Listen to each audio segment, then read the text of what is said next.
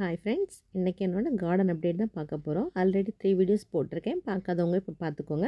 அதில் வந்து என்னென்ன ஃபெர்டிலைசர் கொடுக்குறது, சீடிங்ஸ் எப்படி போடுறது, எல்லாமே ஒவ்வொரு டீட்டெயிலாக சொல்லியிருக்கேன். இன்றைக்கி வந்து கார்டனில் வந்து இப்போ வந்து வெஜிடபிள் எல்லாம் வைக்க ஆரம்பிச்சிச்சு. அதுதான் ஒரு வாட்டி உங்கள்கிட்ட காமிக்கலாம் அப்படின்னு சொல்லிட்டு தான். இன்னொன்று வந்து மின்ட் அறுவடையும் இருக்குது, அதையும் உங்கள்கிட்ட காமிக்கலான்னு தான் இன்றைக்கி வீடியோ எடுத்திருக்கேன். இது வந்து குடமிளகா செடி. அது ஃபஸ்ட்டு பூத்தது, அது பம்கின் பூன்னு நினைக்கிறேன். ஏதோ சீடு போட்டதில் வந்துச்சு. அப்புறம் வெந்தயக்கீரை போட்டு, அந்த வெந்தயக்கீரை வந்து பாட்டில் ஃபுல்லாகவே இந்த பூனை வந்து அது வந்து அந்த குளிரில் அதில் வந்து அது படுத்துட்டுருக்கு. இப்போ பார்த்தீங்கன்னா தக்காளி வந்துரு. இப்போ அன்னைக்கு சின்னதாக காமிச்சிருப்பேன், எனக்கு கொஞ்சம் பெருசாகிடுச்சு தக்காளி. எல்லா தக்காளிலையுமே வந்து இப்போ பூ வச்சுருக்கு. பட் இந்த தடவை லேட் வெஜிடபிள்ஸ் பிடிக்கிறது. இதுக்கு முன்னாடினா சீக்கிரமாக வந்துச்சு. பட் இந்த தடவை லேட்டாக வந்திருக்கு. அதே மாதிரி சில்லிலே நிறைய பூ இருக்குது இந்த வாட்டி. இது வரைக்கும் சில்லியில் எந்த அளவு பூ கிடையாது. பட் இந்த தடவை நிறைய வந்திருக்கு. ஆனால் வந்து நிறைய காஞ்சி விழுது. அது எதனாலன்னு தெரியல. பட் வெஜிடபிள்ஸாக சில்லியாக இன்னும் தெரியல. பட் நிறைய ஃப்ளவர் இருக்குது இந்த வாட்டி. எல்லாமே கொஞ்சம் காஞ்சு தான் இருக்குது. பட் அதில் வந்து சில்லி வருமா என்னன்னு தெரியல. அதே போல் வந்து கத்திரிக்காயிலே வந்து பூ நிறைய வருது. வெஜிடபிள்ஸ் இதுவரை வரல. ஏன்னா அந்த எண்டில் நிற்கிறனால எனக்கு வந்து அதுக்கு ஃபெர்டிலைசரும் கரெக்டாக கொடுக்க முடியலை. இங்கேருந்து நீங்கி தான் தண்ணி விட வேண்டியதாக இருக்குது. ஏன்னா டொமேட்டோ வந்து ஃபுல்லாகவே அந்த இடத்த வந்து கவர் பண்ணிடுச்சு. நான் வந்து இந்த அளவு வரேன்னு நினைக்கல. பட் இந்த இடம் வந்து கொஞ்சம் ரொம்ப இதாகவே வந்துச்சு.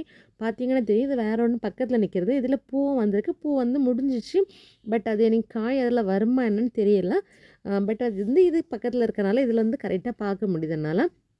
குட்டி பிள்ளை வேறு பூவை பார்த்தோன்னா அது வந்து அவள் பாட்டில் விளையாடிட்டு இருந்தா. சரி கொஞ்சம் வெயில் அடிச்சது இன்றைக்கி, அதனால தான் சரி வெளியே கொண்டு வரலான்னு அவளே கொண்டு வந்தேன். பட் அவளுக்கு அந்த தொப்பியெல்லாம் வச்சுருக்கேன், அதனால் ப்ராப்ளம் இல்லை குளிர் இருந்தாலும். இது வந்து கேரட் செடி. கேரட் செடியில் இந்த தடவை கேரட் வேறு ஆரம்பிச்சிடுச்சு. பார்த்தீங்கன்னா தெரியும், அப்பப்போ நோண்டி பார்க்குறது கேரட் வந்திருக்கா இல்லையா அப்படின்னு சொல்லிட்டு. அதில் பார்த்தீங்கன்னா தெரியும், லைட்டாக ஆரஞ்சு கலர் வந்துடுச்சு.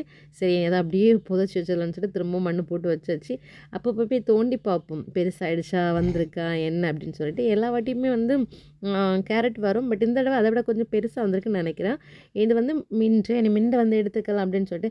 ஏன்னா இந்த மின்ட்டை வந்து வெளியே விட்டுக்கும் போது யாரோ பறிக்கிறாங்க. பட் அதை பறிக்கும் போதும் சேஃப்டியாக பறிக்க மாட்டேங்கிறாங்க. அப்படி சும்மா அந்த ஸ்டெம்மை ஒடிச்சு எடுத்தால் ஓகே. அவங்க வந்து அந்த ஸ்டெம்மில் என்னதான் உருவி எடுக்கிறாங்க. அது வந்து கொஞ்சம் செடி வந்து டேமேஜ் ஆகிற மாதிரி இருக்குது. சரி ஓகே, நமக்கு கொஞ்சம் எடுத்துகிட்டு போயிடலாமே, நம்ம சட்னி ஏதாவது பண்ணிக்கலாம் அப்படின்னு சொல்லிட்டு தான் நான் வந்து மின்ட் எடுத்துகிட்டு இருக்கேன்.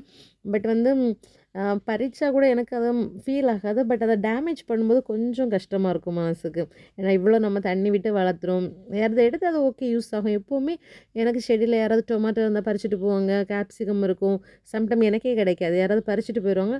பட் நான் அதை பெருசாக எடுத்துக்காது. பட் அந்த செடியை டேமேஜ் பண்ணும்போது ஓகே, இவ்வளோ கஷ்டப்பட்டு வளர்த்து டேமேஜ் பண்ணுறாங்களே அப்படின்னு தோணும். அவ்வளோதான். 2 பாட்டில் இந்த மின்ட்டு கொஞ்சம் கொஞ்சமாக எடுத்துகிட்டேன். இன்னும் கொஞ்சம் அப்படியே நிற்கிது. சரி ஓகே, நெக்ஸ்ட் டைம் பார்த்துக்கலாம், டீ ஏதாவது போடும்போது யூஸ் பண்ணிக்கலாம் அப்படின்னு சொல்லிட்டு தான் விட்டுட்டேன். இதுதான் நல்லா ஃப்ரெஷ்ஷாகவே இருந்துச்சு.